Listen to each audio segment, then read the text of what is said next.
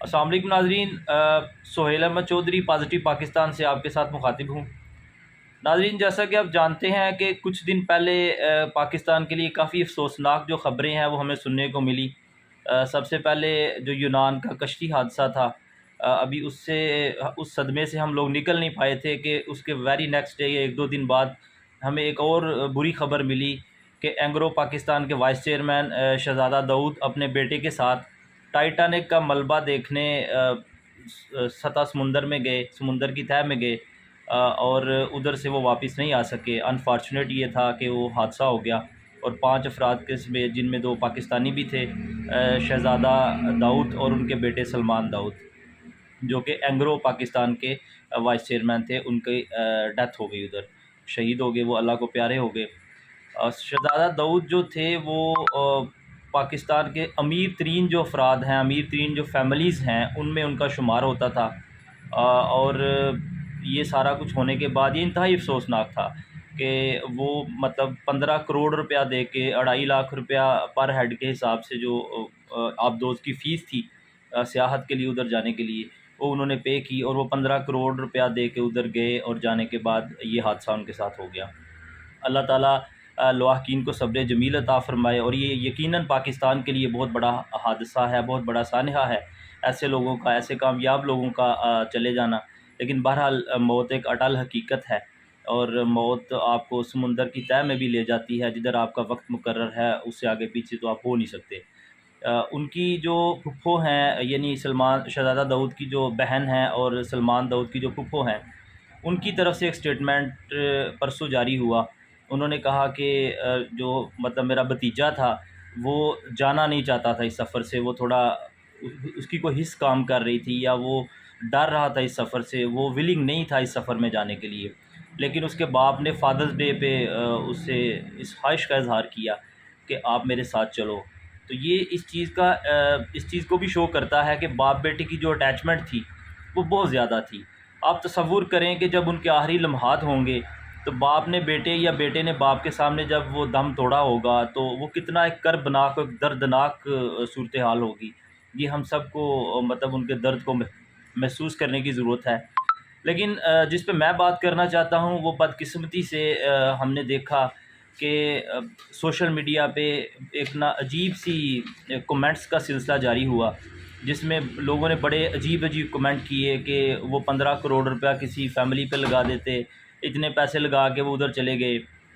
کچھ لوگوں نے اس کو یونان کی جو کشتی حادثہ ہے اس کے ساتھ کمپیئر کیا کہ کچھ لوگ مطلب پیسے کمانے کے لیے جان سے گئے، اور کچھ لوگ پیسے دے کے جان سے گئے۔ اس طرح کے ڈیفرنٹ جو سٹیٹمنٹس ہیں وہ ہمیں سوشل میڈیا پہ دیکھنے کو ملی۔ ناظرین، یہ ہمارا اجتماعی جو رویہ ہے یہ اس کو ظاہر کرتا ہے۔ آج ہم اس خواہش کا اظہار کرتے ہیں کہ بنگلہ دیش ہم سے آگے چلا گیا اور ہم کیوں پیچھے رہ گئے۔ آج ہم اس خواہش کا بھی اظہار کرتے ہیں کہ انڈیا ہم سے آگے چلا گیا، ہم کیوں پیچھے رہ گئے۔ لیکن من حیث القوم یہ جو ہمارا رویہ ہے، یہ بیسیکلی ہمارے سب سوالوں کا جواب ہے۔ ہم صرف حکمرانوں کو برا کہتے ہیں، ہم حکمرانوں پہ تنقید کرتے ہیں۔ کل ایک پارٹی کی گورنمنٹ تھی، اس پہ تنقید تھی، آج دوسری پارٹی کی گورنمنٹ پہ اس پہ تنقید ہے، کل کسی اور کی حکومت آئے گی اس پہ تنقید ہوگی۔ لیکن ہمارے جو رویے ہیں، ہم کدھر کھڑے ہیں، یہ ہمیں سوچنے کی ضرورت ہے۔ ایک پاکستان میں امیر ہونا اتنا بڑا جرم بنا دیا گیا ہے کہ ایک بندہ اگر امیر ہے تو ہمارے ذہنوں میں کانسیپٹ یہ ہوتا ہے کہ یہ بندہ ٹھیک نہیں ہے۔ کسی بندے نے اس کے اوپر ریسرچ نہیں کی کہ وہ کتنے ٹرسٹ چلا رہے تھے، وہ کتنے ہاسپٹل چلا رہے تھے، آئی ٹی کے حوالے سے ان کی کتنی کنٹریبیوشن تھی۔ کسی بندے نے ریسرچ نہیں کی، اور وہ سنی سنائی باتیں، اور وہ مطلب ایک نے لکھا، دوسرے نے لکھا، تیسرے نے لکھا، وہ ایک مطلب کہہ لیں کہ نیاگرا سرنڈوم کی طرح ہم لوگ بہتے چلے جاتے ہیں کہ مطلب تنقید کو اپنا فرض سمجھتے ہیں۔ صرف ان کا قصور یہ تھا کہ وہ امیر ہیں اس لیے وہ اچھے ہو نہیں سکتے۔ بھئی آپ ریسرچ کریں، اینگرو فاؤنڈیشن کے انڈر کتنے تعلیمی ادارے ہیں جو چل رہے ہیں۔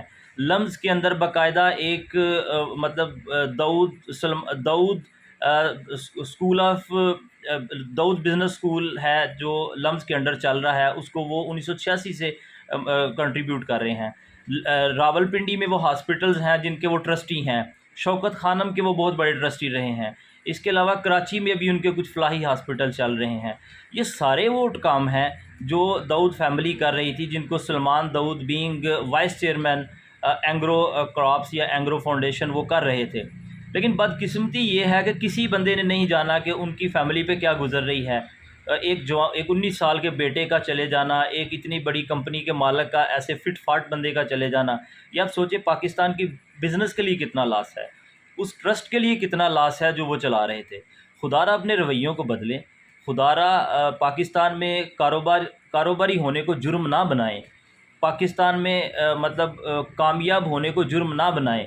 ہم صرف اس لیے کسی پہ تنقید کرتے ہیں کہ وہ بندہ کامیاب ہے، اور پھر ہم کہتے ہیں کہ جی پاکستان میں بزنس پروموٹ نہیں ہوتے، بنگلہ دیش ہم سے آگے چلا گیا۔ بنگلہ دیش کیسے آگے نہیں جائے گا؟ کیا صرف حکومتی پالیسیاں ہیں؟ آپ کا میرا رویہ اپنے گلی محلے میں بھی یہ ہے۔ ایک بندہ آج غریب ہے، 10 سال بعد وہ امیر ہو جاتا ہے، تو ہم اس پہ تنقید کرتے ہیں کہ یہ بندہ تو پہلے ایسے تھا، آج یہ کیسے امیر ہو گیا۔ بھئی اس کی محنت ہے، وہ امیر ہو گیا، آپ کیوں محنت نہیں کرتے؟ یہ کب تک ہم دوسروں سے حسد اور کب تک ہم دوسروں پہ تنقید کرنا جاری رکھیں گے؟ خدا را پاکستان کو بزنس فرینڈلی بننے دیں، خدا را پاکستان میں لوگوں کو امیر ہونے کا حق دیں، جتنا آپ کا حق ہے کوشش کر کے امیر ہونا، اتنا کسی دوسرے کا بھی ہے۔ اگر اس کے کوئی ذرائع ناجائز ہیں تو اس کا حساب اس نے دینا ہے، دنیا میں دینا ہے، آخرت میں اس نے دینا ہے۔ لیکن آپ کو یہ کس نے حق دے دیا کہ آپ یہ فیصلہ کریں کہ کسی کے پاس اگر کوئی پیسہ ہے، زیادہ پیسہ ہے تو وہ حرام ہے، یا زیادہ پیسہ ہے تو وہ غلط کاموں میں لگا رہا ہے یا صحیح میں نہیں لگا رہا ہے؟ آپ کیسے یہ کہہ سکتے ہیں جب تک آپ کسی پہ ریسرچ نہ کریں؟ تو خدا را آپ اللہ کے حضور بھی گناہ گار نہ ہوں ایسی تنقید کر کے، اور کہہ لیں کہ دنیا کے بھی گناہ گار نہ ہوں ایسی تنقید کر کے۔ آج ان پہ مشکل وقت ہے، ان کا ساتھ دیں۔ اللہ تعالیٰ ہمیں ہدایت دے، ہمیں توفیق دے کہ ہم پاکستان نہیں بنیں، ہم پاکستان سے محبت کریں، پاکستان کے بزنس مین سے محبت کریں، اور اس ملک کو بزنس فرینڈلی بننے دیں۔ اور ایک دفعہ پھر دعا ہے کہ جو دنیا سے چلے گئے ہیں، اللہ تعالیٰ ان کو جنت میں اعلیٰ مقام عطا فرمائے، اور اللہ تعالیٰ ان کی فیملی کو صبر جمیل عطا فرمائے۔ پاکستان کا